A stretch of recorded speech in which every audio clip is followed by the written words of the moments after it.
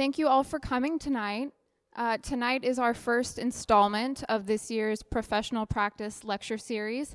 My name is Noelle Timmons. I'm the Director of Student Services here at the Academy. I'm here to introduce Dexter Wimberly. He is our newly installed Senior Critic of Professional Practices here at the Academy. Hello, Dexter. Thank you for being here.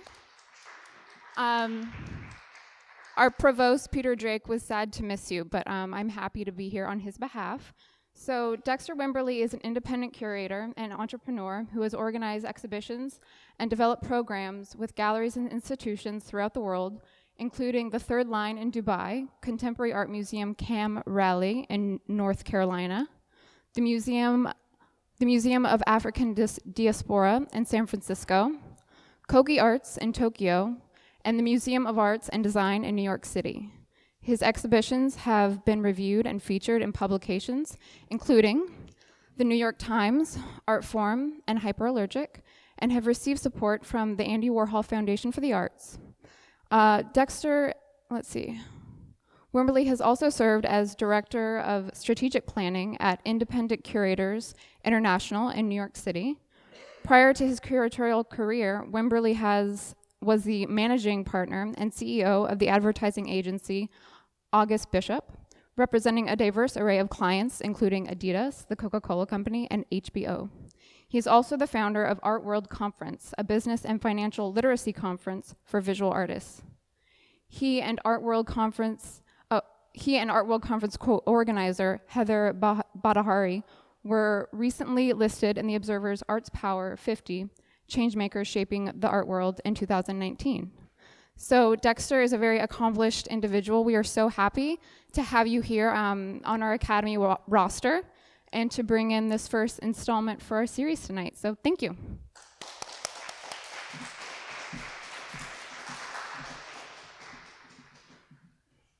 So I'm not sure which microphone I should use. I'll use this one.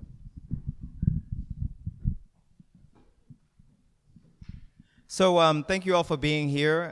This is a mini first.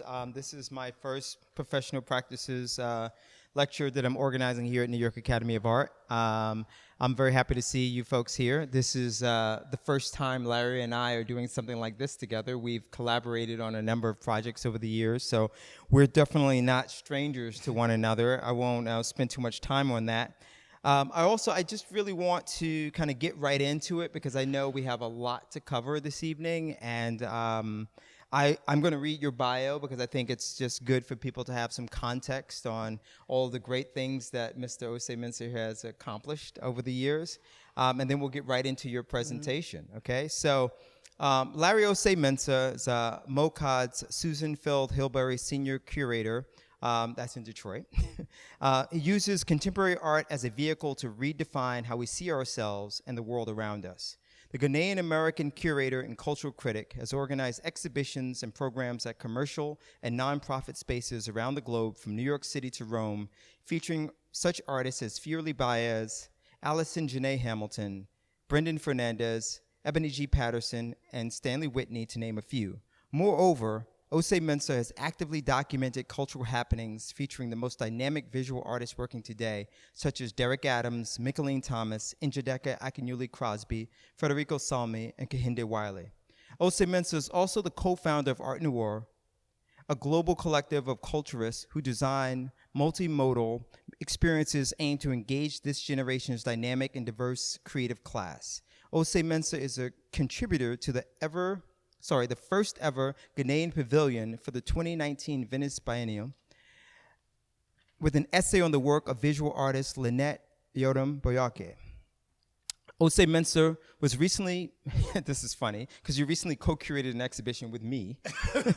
It says with Dexter Wimberly, but I'll say with me. The critically acclaimed exhibition at the Museum of the African Diaspora in San Francisco titled Coffee, Rum, Sugar, and Gold, A Post-Colonial Paradox. In fall 2019, Ossei-Mensah will be curating his second exhibition as the Susanne Feld Hilberry Senior Curator at MOCAD, called Crossing Night, Regional Identities times Global Context with Josh Ginsberg from the A4 Arts Foundation and Jova Lin Ford Curatorial Fellow at MOCAD. Ossei-Mensah has been profiled in publications including the New York Times, Artsy, and Cultured Magazine, which recently named him as one of 7 curators to watch in 2019. You can follow him on Instagram and other social media. You see the Twitter hashtags and the ats and the .coms and I finally got a website and too, and all of that. And he's finally got a website. So anyway, everyone, Larry Ossei-Mensah. Thank you. I understand that the usual format here is that I would sit down and we would have like a conversation and then we would do a Q&A, but we're going to do it differently today. Yeah. I'm going to go sit down over there. Okay. And I'm going to let Larry take you on his journey, and then I'll come back with some of my own questions, and then we'll open up to questions from the audience. Thank you, Dexter. Thank you to the Academy. Thank you guys for joining us. So I'm going to rip through these slides quickly because there are a lot, and I want to leave time for Dexter and I to have a conversation, but I also want to leave time to listen to your questions, engage your questions. So if there's anything that I go by too quickly, just make a note so we can talk about it later. But I want to try to get in as much as possible. So I'll give you a quick background, and then the second half of this is going to look at some of the tools that I've developed over the last decade, just trying to figure out how to navigate the art world. Some of this comes from a class that I used to co-teach with one of my good friends, Amani Olu, at the School of Visual Arts as a continuing education class. And it was in response to just talking to a lot of students who were studying visual arts for their MFA, and like I would ask them what's their plan after they graduate. They didn't have a plan, or you have a lot of galleries now that are kind of circling around grad programs, trying to figure out who's got the most talent.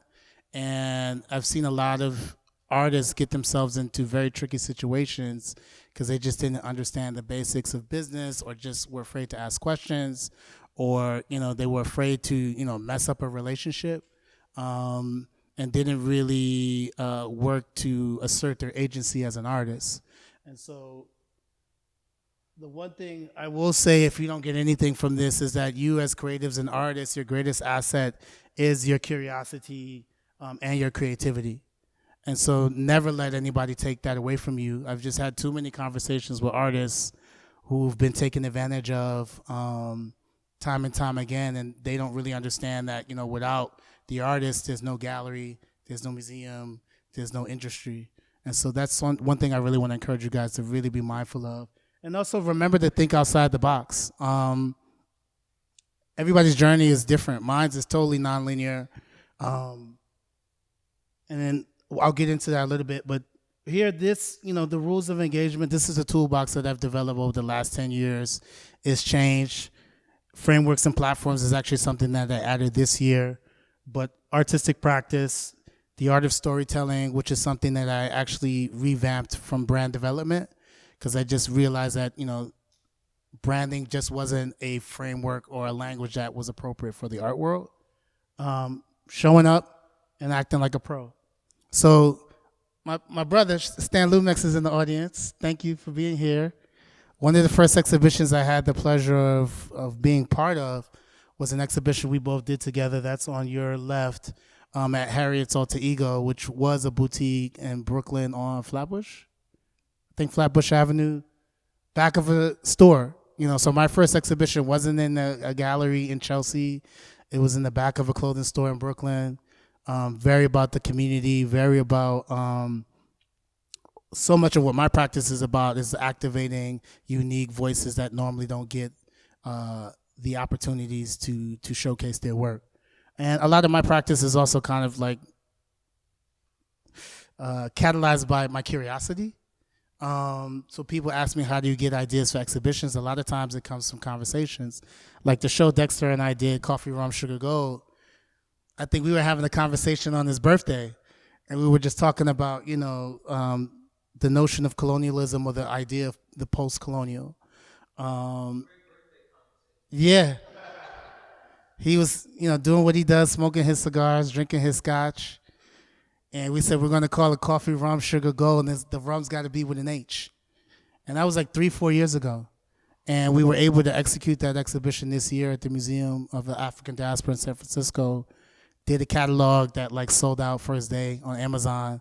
So, I'm really proud of that work that we do, but that's just an indication that ideas can come from anywhere. And so started out doing photography, one as a mode of expression and trying to find myself, because I think around that time I was 28 years old. My dad had just passed, and I was just beginning to kind of figure out, what is it that I want to do with my life? And over time, I kind of realized being a photographer wasn't my journey. So I pivoted into writing. And I wrote for a lot of culture magazines. So, Arise magazine, which was a popular magazine out of Nigeria. I did one of Toyin and Njideka's first articles. Njideka just sold at auction for over $3 million, I think, a couple months ago. So I've always been about trying to discover the talent before people kind of validate that it's important. But through writing about these artists, that was my education, because I didn't go to school to be a curator. I'm self-taught. And I've just kind of learned through experience. I've learned through conversations. I've learned through artists. And so went from trying to be an artist to being a writer. And then from that, I began to develop these principles that guide my practice. And so that being access, belonging, curiosity and conversation, value, catalyst for diversity and collaboration. And so access. So for me, my background's in marketing and advertising. And so I'm always thinking about how do you use these tools as a platform to extend the conversation that I'm interested in? How do I get more of my friends who are not necessarily in the art world or in the arts to know what I'm doing? Like, it's great to see so many different friends here from different parts of my life. So that tells me that what I'm doing is working, right? And allowing them, we're inviting them to be part of this conversation and finding the things that they deem to be inspirational or important or creative, whatever the case may be. And then also access to trying to cross disciplines. So this is from a collaboration I did with Samora Pender-Hughes, Nina Chanel Abney, and Aja Monet last year at National Sawdust, where I wanted to look at the intersection of art, poetry, and music. And also wanted to see, how do you mount an exhibition that's not in a white cube format? What does that look like? And it was really cool because like most people who came really didn't know what they were going to experience. But at the end of the performance, you saw people who were like hugging, who didn't know each other, people who were crying. And for me, it was a total experiment. And it was also just a need to get out of my comfort zone, because, curating exhibitions is not necessarily rocket science per se, but there is an art to it in terms of trying to evoke a certain feeling and a certain response. And so for me, I wanted to challenge myself in doing it in a more performative space where I can't necessarily control all the variables. Belonging, all the exhibitions I do, I aim to make sure that there's a component that invites young people to be part of it, whether it's, toddlers. So this is an exhibition I did in Harlem with Time Inc. And they work with kids from K to second grade. It's about 600 kids across the city of New York.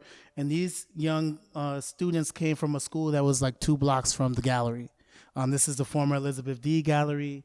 And it was great because when I was talking to their teachers, they were saying normally we get on the bus and go down to Chelsea to see art. And for them, it was just mind-blowing to walk a couple blocks and see art by artists from their community. So for me, it's always about how do we plant these seeds in the minds of youth that they know that this space is for them as well. Curiosity and conversation. I like to talk. That's how I learn.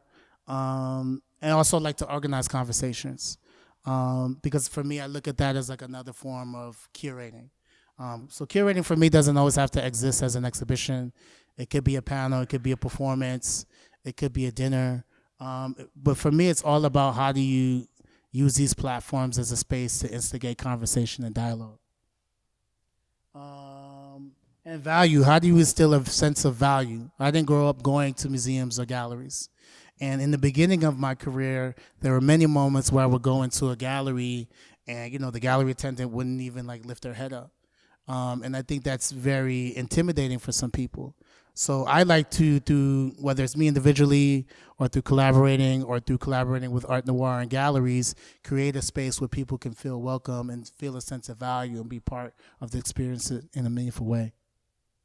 And catalysts for diversity. So for me, I think about diversity in a multitude of ways, not just race, but I think about it from an economic standpoint, from a psychographic standpoint. Oh, what up?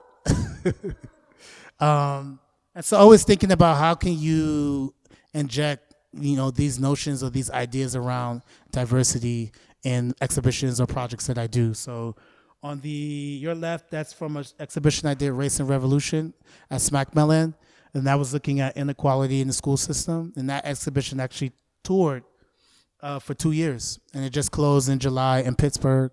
And then on the right was the first exhibition I did at MOCAD, entitled Parallels and Peripheries, and it was platforming predominantly the voices of female artists. So it's 12 artists, 8 were women, and looking at their practice through the lens of art, technology, and science. And this is from an exhibition Dexter and I did together, Coffee, Rum, Sugar, Gold. And this is from an exhibition that actually just opened on Friday in Rockville, Maryland. That's Parallels and Peripheries, Part 3, Mobility and Migration.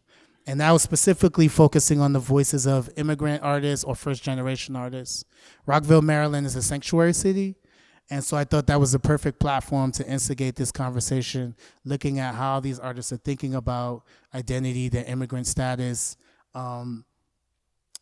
being in proximity to Washington, D.C., and all the policies that are being put in place to demonize immigrants. And on the right was from a project I did at MOAD as well with American artists. And this was a project called Dignity Image. And it stemmed from a project he initially did at the Street Museum of Harlem, which was a postcard project. And when I was doing a site visit for Coffee, Rum, Sugar, Gold, I was staying in Bayview, Hunters Point, which is one of the last African-American neighborhoods in San Francisco. If you look at the demographic of San Francisco, it's 2.5% is black. So for me, I actually was kind of surprised that there were that many black people in this neighborhood. And it turned out there was this organization, BayCat, that works with teens, that teaches them how to use new technology, produce content. So what we did is we went into the communities and we did this, what I look at as a 21st century portrait project, where people basically were sharing images, these dignity images on their phone that they don't necessarily share for public consumption, but it's for themselves. And this is from a project I did with Stanley Whitney in Kansas City. There's a KC AI alum, Paul Anthony Smith. And this, for me, came out of curiosity, wanting to do a public art project. And what does that look like? And wanting to collaborate with an artist like Stanley, but not necessarily wanting to do an exhibition in the White Cube. And Stanley went to this school, graduated in 1968, and never went back because he, just didn't have a great time as an African American making abstract painting in the late 60s. It wasn't the trend. And so, it took me about a year to coerce him to do this project. But this project, No to Prison Life, prison reform is a very important thing to him personally. And this billboard is actually on the main drag in Kansas City. And I think it's still up for another month. And so I was interested in what happens when you have to confront this day by day, and then what could we do to collaborate with activists and people in the community who are trying to reform the prison policies in America. Collaboration, a lot of you guys are like, how do you do all these projects? And it's through amazing collaboration. I mean, Dexter and I, we've done 4 exhibitions together in the last 6 or 7 years, working on another one for next year. Because also for me, that's how I learn. Is through collaborating with people who I think are super talented. They bring a different skill set, and we trust each other. And so we collaborated with Ya Jesse, who wrote the book Homegoing, and we did a conversation with Noya House and ARTNOIR, and we organized a conversation with her and Toyin Adetola, and they happened to grow up with each other in Alabama. And we flipped the script where Toyin is normally the one who's being interviewed, And I said, no, now you're going to be the interviewer interviewing this writer. Because I was interested in, beginning to help my generation and my network begin to platform the literary arts. And then that's an image from the performance at Sawdust last year. This is another collaboration I did with Brendan Fernandes, who's a good friend of mine. He's in the Whitney Biennial, and Under Armour. And this is one of the last exhibitions or performances that was done at Mixed Greens in Chelsea. And again, this was another way for me to stretch myself. I had never curated a performance before. And so I really had to kind of trust Brendan's intuition and just give him the framework so he was able to execute this performance at a high level. And then also collaboration, how do I invite the audience to be part of the experience? And so this is a still from Race and Revolution in Pittsburgh, the last site. We had this one piece by J.C. Lenohan who asked 2 questions. What was your race moment? What was your class moment? And over the period of the exhibition, people would just write these heartfelt kind of just comments and quotes. And it was just really interesting to see the cross-section of people who shared, these experiences through this performative act. Quickly, ARTNOIR, Dexter gave you a little bit of information on it. This is a collective that I co-founded with 6 other friends in 2013. For me, it was a way to kind of extend the reach of my practice under the umbrella of an organization, but also really to kind of create a platform to celebrate creatives of color. It started out with visual artists. It shifted to literary artists. Now we're looking at theater, so a group of us are now going to go see Slave Play, for example, next week. How do we make these creative experiences that we normally wouldn't go to palatable? Also, how do you create a social circle and a network, and introduce people who can potentially collaborate in some shape or form? So we've got a website. We've collaborated with Hank Willis Thomas to do mixtapes. So just thinking about all the different nodes that you could reach people and engage them, that's what we try to do. We did a collaboration with Twitter last year for Black History Month, where we collaborated with Dominique Duriceau, where she photographed a good chunk of the Black employees at Twitter. And then we did this portrait exhibition in kind of one of the main sections of the building. So pretty much you had to go by it. And one of the stipulations was that it had to be up longer than Black History Month, because for some people it was interesting to see, people were crying just seeing these portraits, and then you saw some people who were visibly uncomfortable. And I could see in their mind, it's like, okay, well, March 1st is going to be gone. And this piece ended up staying up until May. We got the buy-in of Jack Dorsey. So it was a really, for me, an interesting project through ARTNOIR to collaborate and help employees in this organization see themselves, but then allow a space for dialogue with their colleagues. So back to this toolbox. So frameworks and platforms. So for my curatorial practice, exhibitions, obviously, public programming, social media has become an incredible tool for me to kind of disseminate the things that I'm interested in. And recently, publications. It was until publishing the catalog for Coffee, Rum, Sugar, Go, I didn't really realize the importance of text and printed matter. And then also with the legendary Okunwieweza passing away earlier this year, I started researching on all the things that he had written and beginning to realize that this is another kind of form of exhibition making. And now I'm trying to think about how do I continue to use this platform as a way to investigate and interrogate different ideas I may have. So the rules of engagement, artistic practice. So how many visual artists are in here? Curators? Just creatives? So for me, one thing that I always have to kind of come back to, because I do 1,001 projects, is what is your why, right? And so, and I'll get into that a little bit more, but then also with artistic practice, asking yourself, are you setting reasonable goals? Are you challenging yourself? In a place like New York, are you keeping your fingers on the pulse of what's happening? And then how are you reconciling outside influences that inform your practice? And then where do you find inspiration? So this is called, I believe, the Golden Circle. I got this I was inspired by this from Simon Sinek's book by the same title, I'm Starting With Why. And so the why for me is the foundation, because I always meet artists or creatives who are offered these amazing opportunities and they don't know whether to take it or not.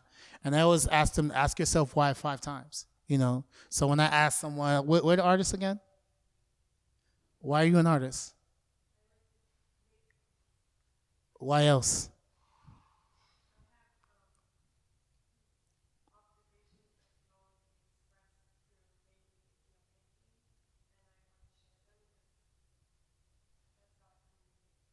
Exactly.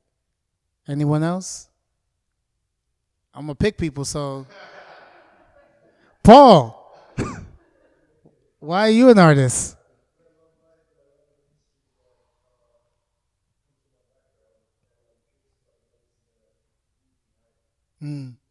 Legacy, that's important. So what is your why? You know, purpose. Why do you want to be an artist? You know, and then strategy. How are you going about fulfilling that purpose? So some of you are students here at the Academy, so that's a step towards fulfilling that purpose. Execution. You know, what steps are you taking to make those actions, those goals actionable?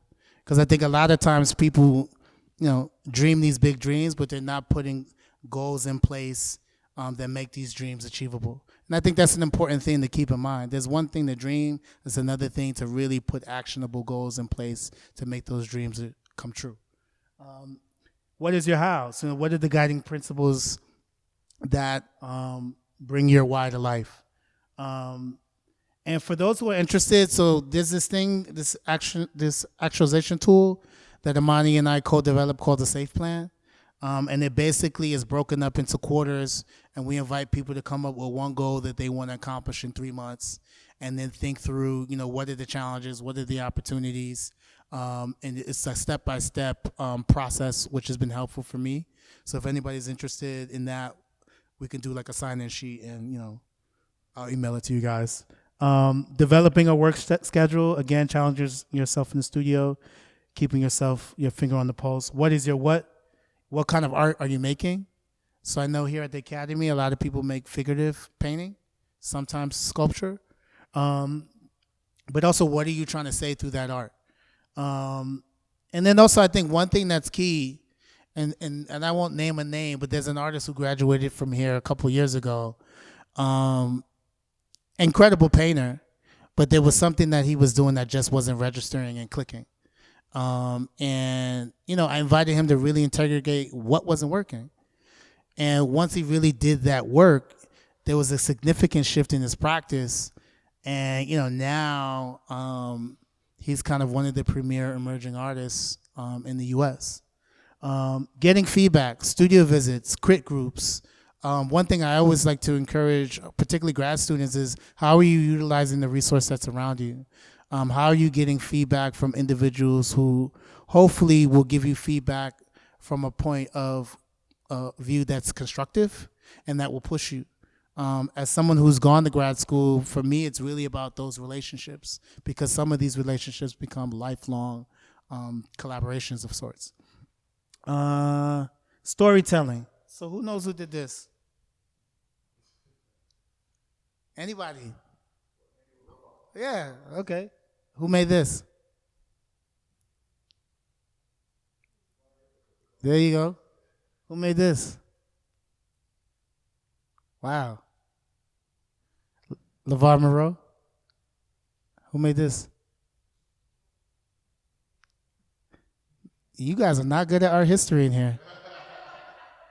Rob Pruitt? That's Kara Walker, you sure?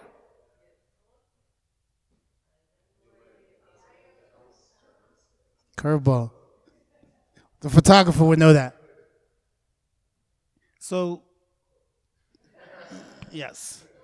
And then there's you. And so, you know, one thing that, again, I said, I pivoted this from brand development to telling your story. And particularly when I talk to a lot of painters, they're always talking about solving a problem, you know, through their painting and through their work. And I think as an artist, I always invite them to ask themselves, what are you investigating through your practice? So you mentioned you have observations that only can be articulated through painting, right? And then, or what is your practice about? I think a lot of times artists don't ask themselves these questions. They just know they have a talent. They know that they like to create. But what is it that you're trying to create through this medium and tool that you're leveraging? And what's your position? So what kind of artist are you? What kind of curator or creative are you? Like, this is a question that I've had to ask myself, right? Because I've worked as an independent curator for so long, now working in an institution, a lot of those skill sets don't necessarily transfer. So now I have to figure out what is the adjustment that needs to be made in order for me to be able to execute at a high level in a different capacity. And then what are you seeking to express through your practice, and what can I expect to see when I see your work, right? Other thing, showing up. People ask me, what's the secret? Showing up for yourself and then showing up for others. Because there's a difference between networking and building relationships. For example, networking is asking for a business card. Relationship is asking for, how is someone's day going? And for me, I had to kind of realize that difference, and that's been super helpful for me in my career, because a lot of the opportunities I've gotten have been from relationships that I've built over the last decade. Some of them have been tight relationships, some of them have been loose, but like Maya Angelou, famously said, it's about how you make someone feel, how they remember you. And then going through this, because I know we need time to talk. 10 core strategies to expand your network, build relationships, show up as much as possible, cultivate your existing network. For the grad students, how are you cultivating the network? This is the beginning of the semester, so you got a whole year to figure this out. Start a critique group if you don't have someone who can give you feedback on your work. Trade artwork. This is a huge, huge, huge thing. Artists don't understand the value of that.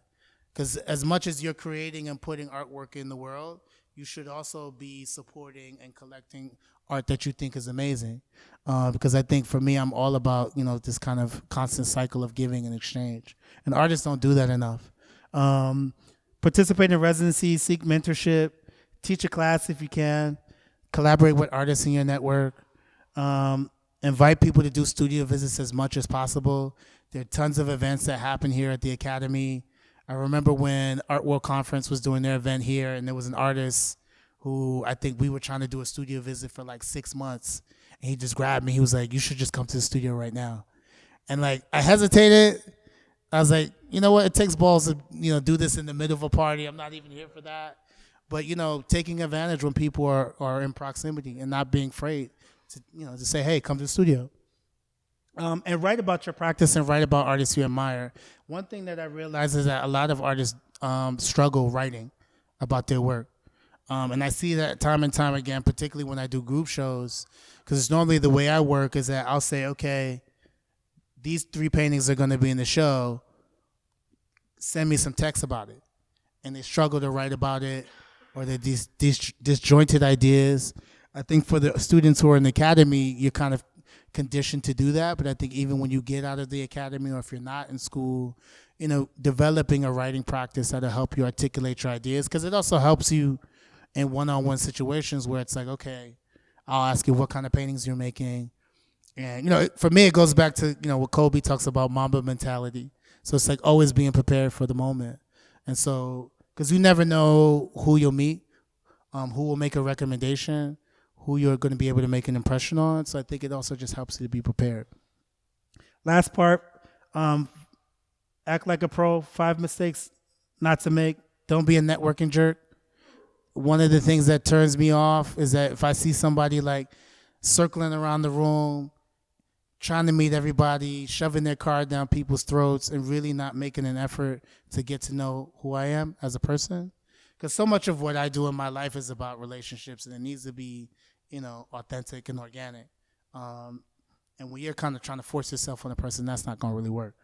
Don't reach out to people only when you need them. Time and time again, I'll know when it's residency season, because I'll get 10 emails from artists hey, can you do a recommendation? And I haven't heard from this person in 6 months to a year. If you know you're going to ask somebody for a recommendation, stay in touch. Keep them up. There's one artist, Manuel Matthew, incredible Haitian painter. Every month or two, he just sends me a PDF. These are the paintings that I've made. And it's unprompted. It's not, trying to make a show, but it's just like keeping that relationship warm. Not properly following through. Someone asked me, what's your biggest challenge as a curator? Artists not following through. Artists committing to doing shows. Artists committing to doing projects. And then they ghost on you, for a month or two, and then come back and like as if nothing happened. So if you're going to commit to something, stick by your word. Because artists also don't realize that curators talk. We have conversations. And Dexter might be like, oh, you show Paul Anthony Smith in your show in Rome. How was that? And I'm going to have a point of view. And artists are not always mindful of that. And they, and that could lead to more opportunities. Working with Paul was amazing, by the way.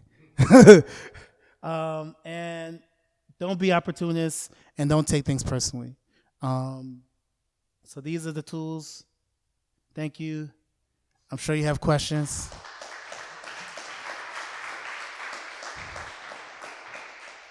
I hopefully didn't bore you.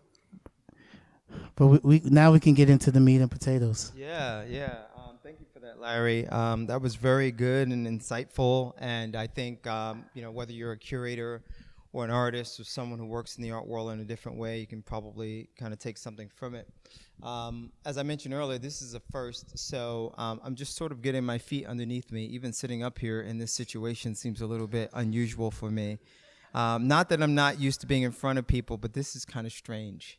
A little bit. Well, I tell you why it's strange, because I've never worked for a school before. So I even have to watch what I say, I suppose. Yeah.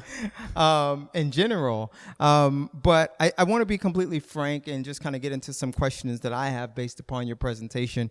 And then I'm sure there's some questions in the audience. So, I interact with a lot of artists who ask me questions about how do they advance their career, right? Yeah. And that's a very broad term, advancing your career, because it means different things to different artists, right? You might be in a situation where you're already out of grad school and you're in the world trying to figure that out. Or you might be an artist who didn't go to grad school and you're in the world trying to figure that out and trying to figure out whether grad school is right for you. There's so many different permutations. But I've been thinking a lot about how to distill this down into an answer so that my response isn't this constant non-answer that I find that it's so easy to give when someone asks you a question like that. We can be like, oh, it really depends, right? Depends on what you want, right? But that's so non-committal. Yeah. So I've been trying to work through what some answers could be, and similar to your presentation, I've been sort of stacking up some things. So, in terms of taking the next step, one of the things that I've come to conclude, and I'd love to get your take on this, is one of the pieces of quote unquote advice is recognize all of your progress. Yeah. Even a little progress, right? Small wins. It's really important. It's so easy to not see the advancement that you've made today versus yesterday. I like to kind of say, if I wake up with $1 and I go to bed with $1.10, I won, right? It's my view. But what's your take on that? No, I totally agree. I think it's definitely about small wins and incremental growth, because I think when you look at tools like social media, I've talked to a lot of artists who've actually got off social media because it was creating this anxiety where, somebody that they might have gone to school with or a friend, they were at the same point, and then next thing you know, they're here, and that's why I say it's important. What is your why? Why are you in this, right? Because as long as you know that, you continue to reevaluate that, you should be good. You should be in a good place. Yeah. I agree with you. And, the other thing I want to say, since we're talking first, so it's something I just want to put out there is, being an artist is, I'm not an artist, right? And it's hard. I want to preface that. That's why I gave up. I'm not an artist at all. Being an artist is hard, right? And I'm not just saying that to ingratiate myself to the artists in the room. I'm saying that as someone who has spent countless hours in the trenches with artists at every stage of their career. And I just want to let you guys know, any of you artists in here who feel like you're at this stage here and you want to get here because here is so hard, man, it only gets harder here too, right? And so you've chosen a very, very difficult path. But recognize that even though it's a difficult path, there's so much that you gain from the journey and so much that other people gain from your journey that it is fully worth it. But don't lie to yourself, or don't mislead yourself into thinking that somehow when you become a bigger artist that the problems just fold away. It's more money, more problems, more stress. I mean, I can even look at my journey. It's just like within the last year, like when I made the decision, you know, a couple years ago that, because again, my background's in marketing and advertising. A lot of the first half of my practice, I had a real job. You know, I was working, you know, when the economy tanked, I had like 10 different temp jobs. You know, you name it, I did it. And a part of that was, you know, some of it was fear. And then the other part was like I really didn't understand how to kind of monetize my curatorial practice. And so I'm always encouraging artists to really think about how do you make what you do sustainable, right? Because like I have friends who are at different ends of the spectrum in the art world. Some quote unquote have made it, and they deal with just as much stress even though they have all the resources to kind of like do their thing, as opposed to someone who hasn't made it, so to speak. So I think it's important to keep everything in perspective.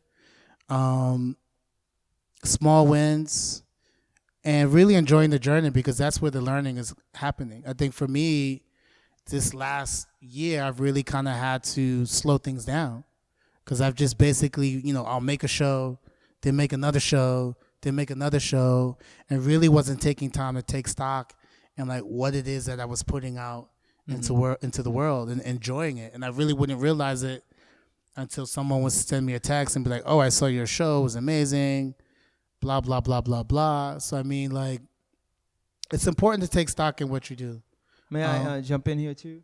You know, I think if I were an artist sitting in this audience, one of the questions that I might ask is, so I'm making my work. Yeah.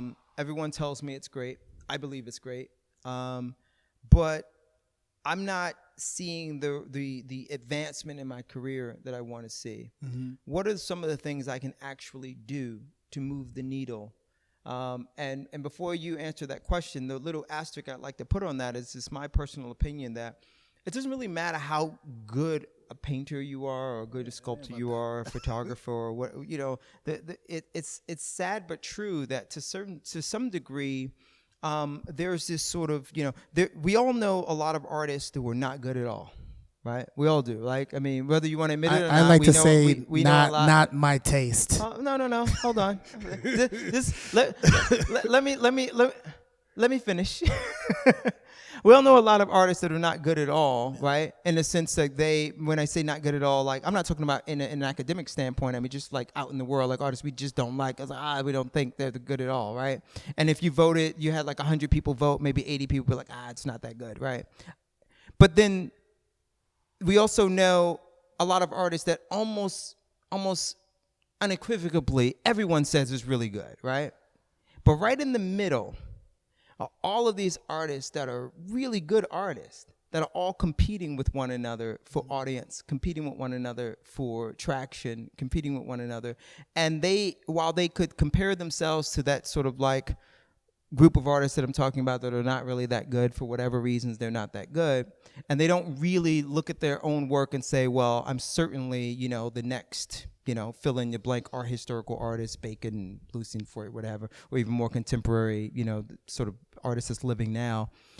In the middle is really tough, right? Yeah. In this space where you're looking around you and you see your peers and you're trying to understand, as you mentioned earlier, why is it that this person who is the same age as me, who is generally making a similar kind of work that I'm making, that on paper seems to be quite aligned with where I am demographically or aligned with where I am sociopolitically, but why is their career leaps and bounds further than mine? And what are, through your experience as a curator, what are some of the things you think an artist can do to move their career forward within their own means? Well, I think, going back to the point about relationship building and networking, I think really looking at your immediate network, one thing that I've seen, which is actually really exciting and is not new, is that a lot of artists are curating their friends into exhibitions.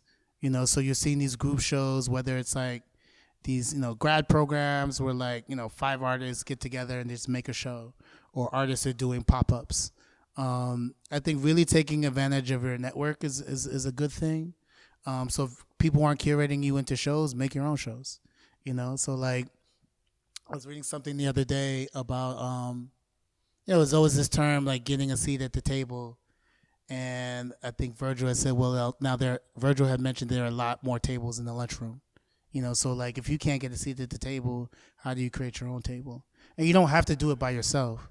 And I think that's the misconception, is that artists, so much of the time they spend is by themselves in their studio making work, but no successful person, and everybody defines success differently, does it by themselves, right? So who is your brain trust? Who's in your circle of influence?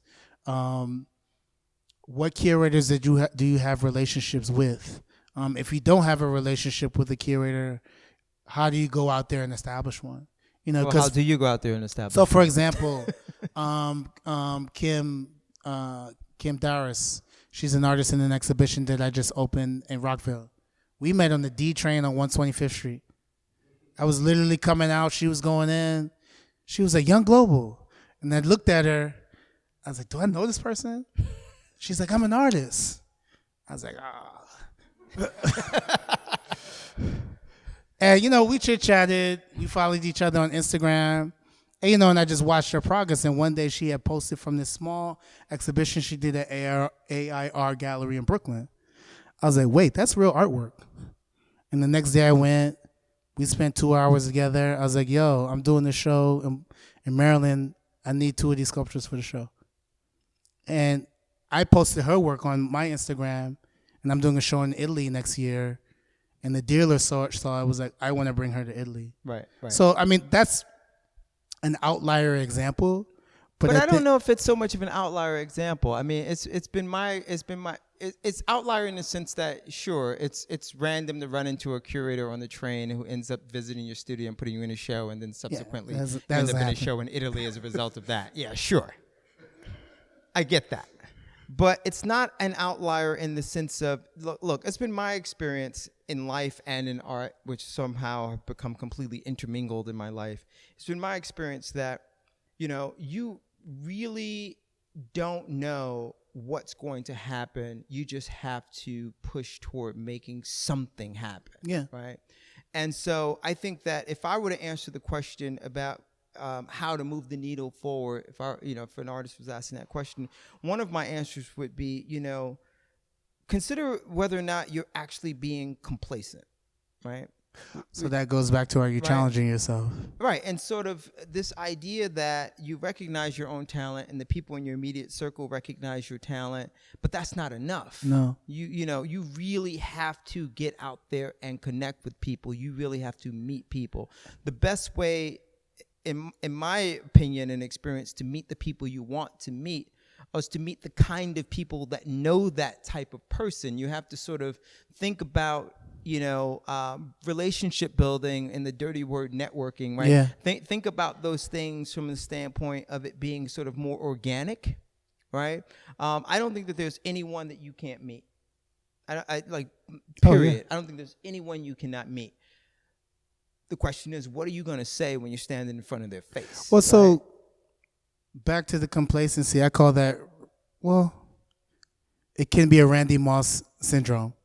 So Randy Moss was, during his career, was criticized for playing when he wanted to play and not playing on every down. Mm-hmm. And so I think, are you really pushing yourself, every moment, every opportunity, one. But two, research, right? So people are like, for example, artists are like, I want a gallery. I'm like, all right, top 3, who? They're like, well, Gagosian, and I just look at them. I'm like, and who are the other 2?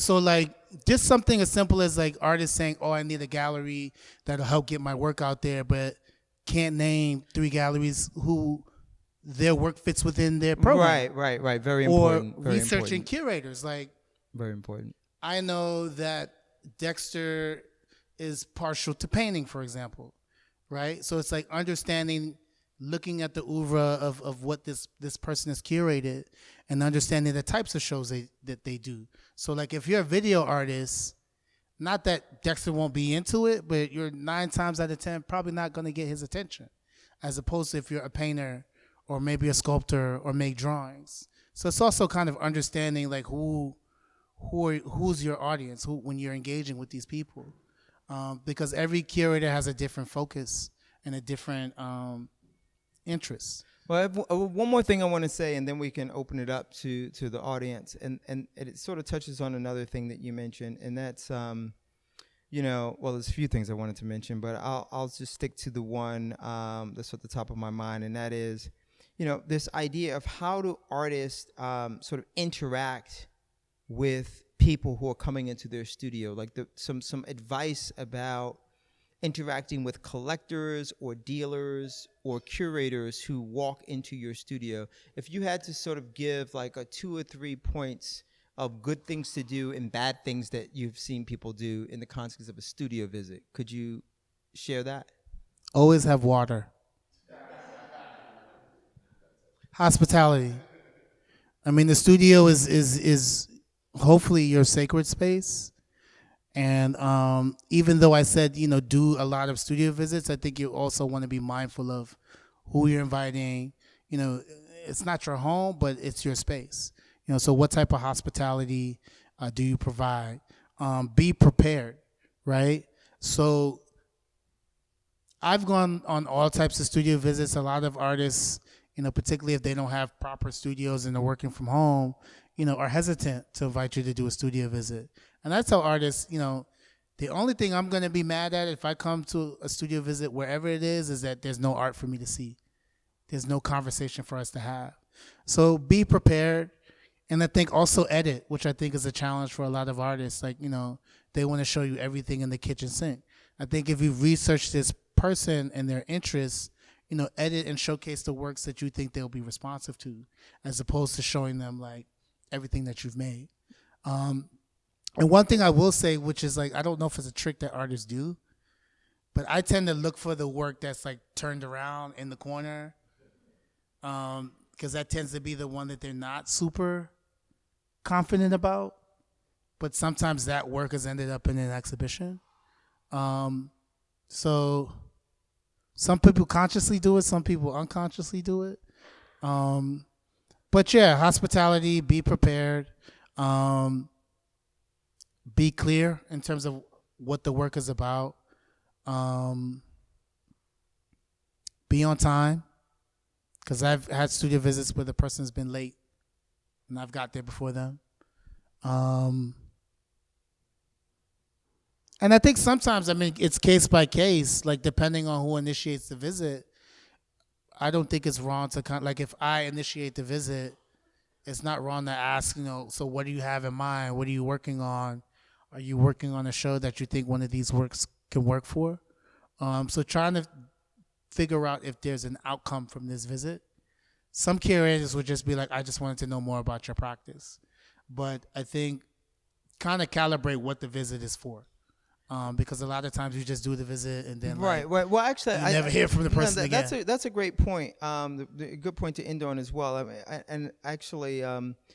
think that when someone asks for a studio visit, if they're inviting someone to their studio or asking someone to be invited to their studio, I think that you should not end the sentence on, can we do a studio visit? I think it should be, can we do a studio visit because I have a new body of work that I'd like you to see? Or can we do a studio visit because I'm working on a show and I'd like to see if you have something that could work for it? Or can we do a studio visit because I'm not working on anything, but I just simply like to come by and see what you're working on? So that the expectations are managed on both sides. Exactly. Because I recognize when I was doing a lot more studio visits than I do now, that it's so exhausting and so time consuming. And I also recognize that I'm breaking up someone's day, right? So if you're showing up, whatever time you're showing up, they got to stop making work or they got to prepare for your arrival. Then they have to have this hour, maybe 2 hour long conversation, and hopefully there's still enough time in the day for them to get back to their job, which is being an artist. So I'm very respectful of that. And so I don't ask for a lot of like random studio visits anymore. It really has to be connected to something that is going to either be beneficial to the artist or some like really research driven thing. So thank you for sharing your insights on that. Thank you. Hopefully, they put you to sleep. I see some sleepy eyes. Oh man, yeah. What time is it? Okay, so we got a little bit of time. Okay. So we have time for a few questions, and I there must be some, right? Sure. What's up? How you doing, Larry? What's up?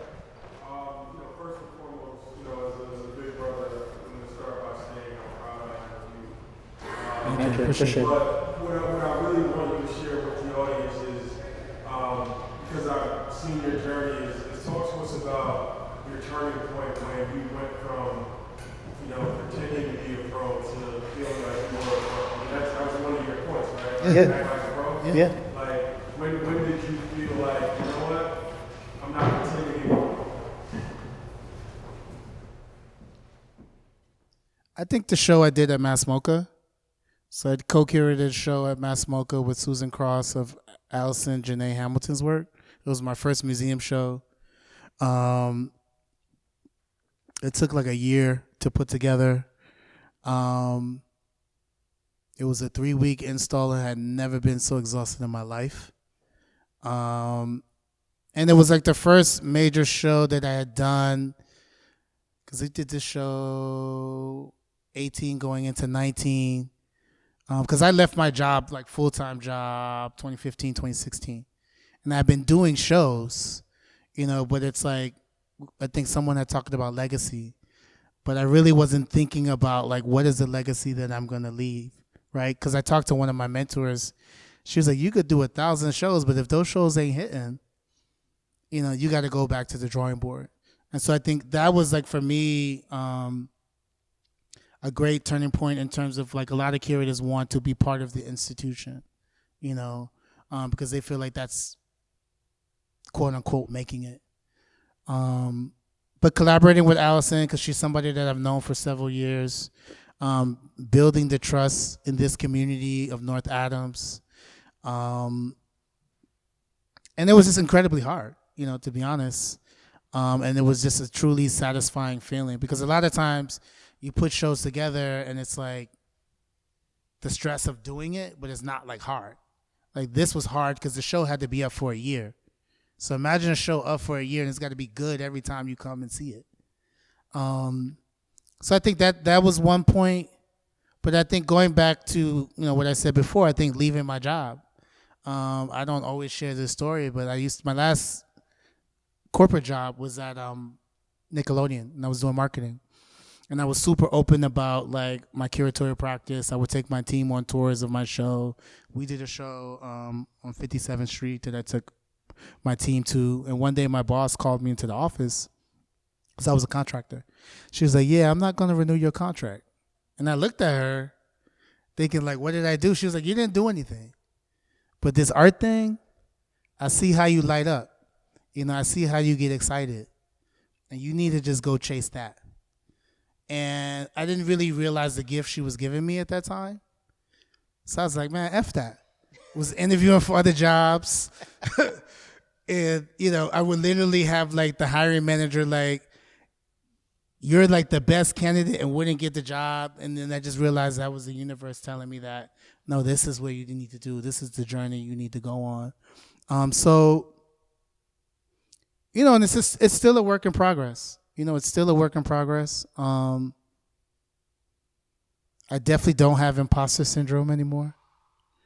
Because I think that's also another thing with artists. I think and curators. I think sometimes you feel like you have this imposter syndrome, and until you do this certain thing, you haven't made it. When really it's kind of like it's the summation of a bunch of incremental things that I think help you kind of realize that this is the journey, this is the path, this is the vocation. But yeah, I hope that answered your question. We have time for a couple more questions. Sure. I just want to give you a compliment about networking. Because when I was in grad school, everybody was saying, you got to network, you got to network. Yeah. And I had no idea what that meant. Yeah. I really struggled. What that meant, and I would go to show and try to talk to the curator, and I felt like an idiot, because I didn't know what that meant. And then at some point I realized I was just making friends. Yeah. And that was what networking really was. So I really appreciate you talking about building relationships in that way, and not talking about networking in a very abstract, obscure way, such as being friendly with everybody. Yeah, I mean, that's Me. I mean, the reason why Dexter and I have been able to collaborate so much is because we have a foundation on friendship. And I can be open and frank with him, and he can do the same. And that's not always the case in working relationships. And then also so much of this experience in the art world is about relationships. It's about not only who you know, when you interact with those people, how do you make each other feel, right? And within this climate, it's been really exciting to see more artists taking agency over their practice, where their work is shown, how it's shown, not just being reliant on like a traditional gallery format in order to exhibit their work. But the other thing is seeing people show up for each other. Like there's an artist I know, she opened a show at the Seattle Art Museum, and a bunch of her friends from the East Coast flew to Seattle for the opening. And for me, that says a lot about their relationship. And even me, like, that was a big part of, I guess, me establishing myself, is that a lot of times, like, a friend would be like, yo, I got this show in, like, Dubai. And I'd be like, word. And then, I'll see a deal to Dubai or Emirates. I'd be like, let me pull up. And I think, to piggyback your question before, I think also when people started seeing me show up to certain things, and it wasn't someone buying my ticket, a lot of times, like, me and Amani's from Philly, and we always talked about, we were going to get it the ski mask way in the art world. So they were either going to get down or lay down, but we were going to be part of this conversation because we weren't necessarily invited, so we had to force our way in. And a lot of times that's just showing up. Like, I'll never forget, I went to see Henry Taylor, had a show in LA, and this collector that I've become to know, he looked at me, he was like, why are you here? I'm like, the same reason why you here. He was like, did someone fly you out? Like, who's paying for it? Are you like a crown prince? I'm like, no. Like, I understand the importance of being present in these spaces. Right. I mean, I think the other thing that's worth mentioning about that is, there's a flip side to that too. We will all run into these situations where there are people we are trying to build relationships with that seem virtually impossible to do so. And I think it's important to recognize that not everyone is going to be receptive to building a relationship with them, and to not judge yourself or to value yourself based upon the sort of like the impregnability of someone else's personality, right? Because that obviously happens a lot in the art world, right? Because people are very guarded, or there's this perceived hierarchy, and a lot of people kind of get caught up in. But I think that, to Larry's point, the thing that resonates most with me is that, eventually, if you're in something long enough, your friends end up having influence. Your friends end up having access. And so you come up with a group of people, and before long, and this is what happened with me, before long, I knew someone who was an assistant director at a museum. Before long, I knew someone who was a director of a gallery. Before long, I knew someone who was a big name artist. But all of those people, if I go back 6 years ago, they were none of those things. We were all outside of the window of Henry Bendel's looking through the glass going, man, that looks nice. Yeah. Right? But I think the important thing with that is like, how do you treat people within those moments, right? Right. Because like there are artists who like overnight, Right. they're working with big galleries on the cover of magazines, and so for me, it's just been important to just treat everybody equally with respect, create a cycle of exchange, right? How can I add value to this relationship? What are your pain points? Who do I know? Like you're working on some things. Oh, I know this person. How do you create this cycle of giving, right? Because I think, hopefully, I'll be honest. People don't always remember. Some people got amnesia, but that's why I say don't take it personally. But 9 times out of 10, people remember. Right. And one last point to that. A lot of artists that I've come across have been upon the recommendation of other artists. 99% of the time, if another artist is like, hey, I think you'll like this, I'm going to take a look. I'm going to do a studio visit because I know that artists are probably going to be the harshest critic of other artists. So you've kind of already eliminated Right. whether this is good or bad, Right. So it's just a question of, is it something that works for what you're working on? Or is this an artist that I can recommend for a grant? Because that's the other thing I tell artists when I do visits. I may never show your work, but that doesn't mean that we won't collaborate. That doesn't mean I won't, recommend you for an exhibition or, a lot of brands are trying to work with artists. I might recommend you to work with Nike, for example. So it's important to keep those relationships warm. And it's not about just an exhibition in this space, but it's like, how do you create a long-term relationship? Right. So we have time for just 2 more questions, and then we will, sure. So you mentioned in the beginning the conversation that you had sort of prompted the Coffee Road Sugar exhibition. So I'm interested in sort of that initial conceptualizing of curatorial ideas.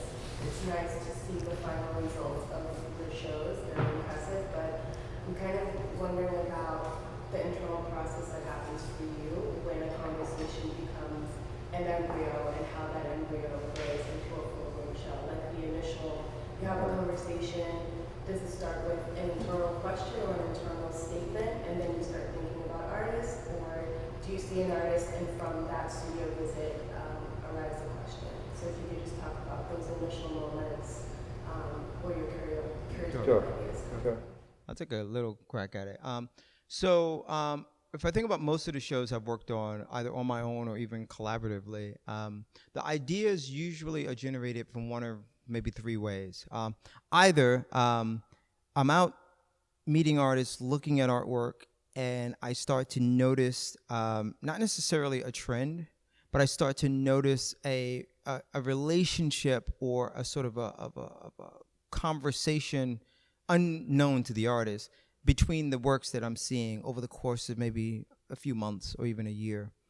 And that starts to sort of coalesce in my mind as the possibility of a concept for a show, because these artists that I'm meeting are all sort of invested in this idea, or tangentially they're invested in this idea. And if I could just connect the dots in the right way, that could be the foundation of an exhibition, which may or may not even include those artists, which is actually kind of funny. Because it's really about just kind of looking at the zeitgeist and sort of thinking like, what's in the climate and what are people interested in. But here's the thing. For me, it can't be what people are interested in today, because the show is not going to happen for 2 years. So I'm trying to figure out what are people going to be interested in the future, which is even more difficult to figure out. And then on top of that, the word that I don't use that often in public, but it is the word that I think drives me the most when I'm thinking about shows, and that word is seduction, right? In the sense that it's one thing to sit across from someone you know and to tell them an idea and for them to say, oh, that's a good idea, or for them to sort of like critique it, and because you know kind of a lot about each other. So when you explain an idea to a friend or a colleague, you can leave a lot of things out because they kind of know all that stuff about you, right? it's an entirely different thing to send a proposal to someone who knows nothing about you and certainly doesn't know you personally and get them excited about what you're saying to them, right? So there has to be some elements of seduction in your proposal, and that seduction can come in the form of maybe there is a social or political moment. Maybe there is something in the sort of in the history of the institution you're proposing the exhibition to. Maybe there's something about the person you're pitching it to. Maybe something in their career trajectory that you know it's going to kind of resonate with them. And so I try to look for those moments or those opportunities to seduce. Now, this is my whole ad life coming into my curatorial life. To seduce the person I'm proposing the idea to with the idea. Beyond them saying, oh, I like you, so I'm going to do this, because it's never really like about that. It's like the idea has to sort of like really stand up. And I'll finish with this, because there's a lot more to share, but I'll finish with this and say, I'm also always thinking about what is the impact that the final product needs to have on the person that visits the show. Like what is the transformative experience that I'm hoping they have once they visit the exhibition? And then when I figure out what I want that experience to be, it really becomes very clear then what type of artist and what work needs to be in the show to kind of help me get to that point. It's like making a film in some regards, I suppose. I think in the case of Coffee Rum, for example, I think we had just opened No Such Place. And that was a group show, for me personally, interrogating this notion of Africanness, right? And, the show did well, got a lot of love. And normally, which has become like the trend with us, is like, okay, so what are we doing next? And I have been doing some research on commodities, so looking at sugar, looking at chocolate, looking at tobacco. And I was talking with Chantrell Lewis, who's another friend, curator. And the initial idea for me was to interrogate each and every commodity, which in hindsight doesn't make sense, and do an exhibition around each one of them. And so we started talking about it, and usually what happens is that we come up with like a general idea. I'll write something, or Dexter will write something, or, I'll come up with a list of like 5 artists. Dexter will look at it and be like, okay. And then like, so it's a very, kind of back and forth process. In my practice, it can happen either way. So like my show, Parallels and Peripheries in Maryland, started backwards. I knew Aram Hansi Fuertes, who's a Korean artist out of Chicago. I wanted to do another show with her. And so she was the first person I reached out to. I was like, I'm doing this show. I don't know what it's about, but you're going to be in it. You're going to be the anchor of this conversation. And through talking to her, I kind of figured out I want to interrogate this notion of mobility and migration. And she had been making all these banner pieces that were instructions to people on what to do if you encountered ICE, right? And then I began to build the framework around that, focusing on, because she's an immigrant, so she doesn't have her papers. And I said, okay, what are other artists who don't have their papers or first generation trying to say through their practice? And then sometimes it starts with a question. And so Parallels and Peripheries is a series, and that started with, me going to see Take Me, I'm Yours, which is Hans Olberst's serial exhibition that he's been doing for 15 years. And I'm like, how is this guy asking the same question for 15 years? And being able to kind of recontextualize it for every space. And which of my peers is doing that? And then doing research, I didn't see that. So I said, okay, well, let me use this as a platform to continue to look at like how are artists using their practice to interrogate notions of my mobility, freedom, identity, and then recalibrate it every time. So the first one was all women. The second one was art, technology, and science. This one's migration and mobility. And that came from a conversation with a curator in San Francisco. Actually, when we were installing Coffee Rum, we went to an event at SF MoMA, and I was talking to a friend of mine, Unji, who's a Korean-American curator. And we somehow got to conversations about things our parents used to tell us when we were kids as first generation, because I'm a first generation Ghanaian. And a lot of those things didn't resonate until I became an adult. And so that became like the impetus for the show. Right. So there's a lot of ways that these things kind of come together. I don't. No. Because I think if you always start with the artist, you begin to like lean on the same group of artists. And I think for me, I like to credit myself with always mixing it up. So even in this show, there might be artists that I've worked with once or twice, and then there are artists I've worked with for the first time. Because it's always about how do you give new opportunities to people and not like do the same shows with the same 5 people. So we have to wrap up. We have time for one more question. Okay. If there's one more. Okay, sure. In your presentation, you talked about reconsidering inspiration, and I don't think I quite understood. One more time? You talked about reconcealing inspiration. Mm-hmm. And the context around me asking that is because my background is with DIY and art spaces as a curator in South Atlanta.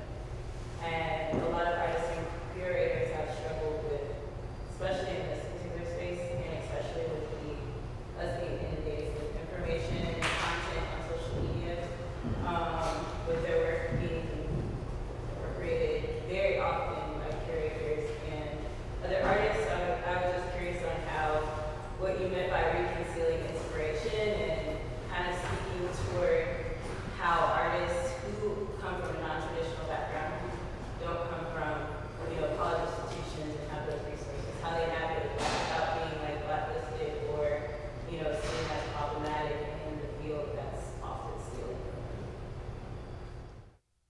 from them. Okay, so the reconciling inspiration, I think that's, for me, is just like, where do the ideas come from? Where does it stem from? From some people, like a friend of mine at the Hammer, it came from a Toni Morrison book. For us, it can come from conversations.